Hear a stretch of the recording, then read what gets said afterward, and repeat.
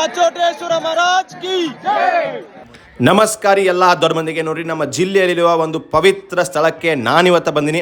ಹೆಂಗೆ ಅಂತ ತೋರಿಸ್ಬಿಡ್ತೀನಿ ನೋಡ್ರಿ. ಶಿವನ ಶಕ್ತಿಶಾಲಿ ಹಾಗೂ ಭಯಾನಕ ರೂಪಗಳಲ್ಲಿ ಒಬ್ಬರೆಂದು ಹೇಳ್ಬಿಡುವ ಶ್ರೀ ವೀರಭದ್ರ ದೇವರು ಜಾತ್ರಾ ಮಹೋತ್ಸವಕ್ಕೆ ನಾನಿವತ್ತ ಬಂದಿನಿ. ನೋಡ್ತಿರ್ಬೋದು, ಆ ಬೆಳ್ಳಿಯ ಮೂರ್ತಿಯನ್ನು ಅವರು ಆ ಪಲ್ಲಕ್ಕಲ್ಲಿ ಇಟ್ಟುಕೊಂಡು ಆ ನಂದಿ ಕೋಲು ಮೂಲಕ ಆ ತೇರನ್ನು ಸುತ್ತಾರೆ. ನೋಡ್ರಿ, ಮನಸ್ಸಿನಾಗ ಶ್ರದ್ಧೆಯಿಂದ ಬೇಡ್ಕೊಂಡಿದ್ದು ಎಲ್ಲ ಆಗತ್ತಂತರ.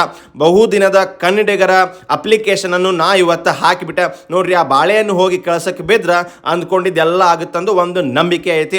ನೋಡ್ತಿರ್ಬೋದು, ಸುತ್ತಮುತ್ತ ಊರಿನವ್ರನ್ನ ಎಲ್ಲರನ್ನು ಒಂದು ಗೂಡಿಸುವ ಹಬ್ಬ ಇದು ಆಗೈತೆ ಅಂತ ಹೇಳ್ಬೋದು. ನೋಡ್ತಿರ್ಬೋದು, ಇಲ್ಲೇ ಕಡೆ ಕೇಳಿದ್ರ ಮೈಯಾಗ ಕೂದಲ ಹೇಳ್ತಾವ ನೋಡ್ರಿ, ಅಷ್ಟು ಚಂದ ಹೇಳ್ತಾರ. ನೋಡ್ತಿರ್ಬೋದು, ಬಾವಿಯಿಂದ ನೀರನ್ನು ತಗೊಂಬಂದು ಅದು ನೀರು ಹಾಕಿ ನೋಡ್ತಿರ್ಬೋದು ದರ್ಶನ ಯಾವ ರೀತಿ ಮಾಡಿದ್ವಿ ಅಂತ ತೋರ್ಸಾಕತ್ತೀನಿ.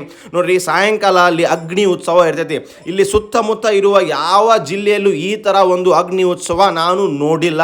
ಅದು ಅಷ್ಟು ವಿಜೃಂಭಣೆಯಿಂದ ಅವರು ಮಾಡ್ತಾರೆ. ನೋಡ್ರಿ, ಶಿವನಿಗೆ ಪರಮ ಭಕ್ತಿಯನ್ನು ಯಾವ ರೀತಿ ನಾನು ಹೇಳಾಕ ಮಾತು ಸದಾ ಬರ್ತಿಲ್ಲ. ನೋಡ್ತಿರ್ಬೋದು, ಅದಾದ್ಮೇಲೆ ಅವರು ಅಗ್ನಿಯನ್ನು ಹಾಯ್ತಾರ. ಸೊ ಜೈ ಶ್ರೀ ವೀರಭದ್ರ ಅಂತ ಹೇಳಿ ಕಮೆಂಟ್ ಹಾಕಿ ಬಿಡ್ರಿ.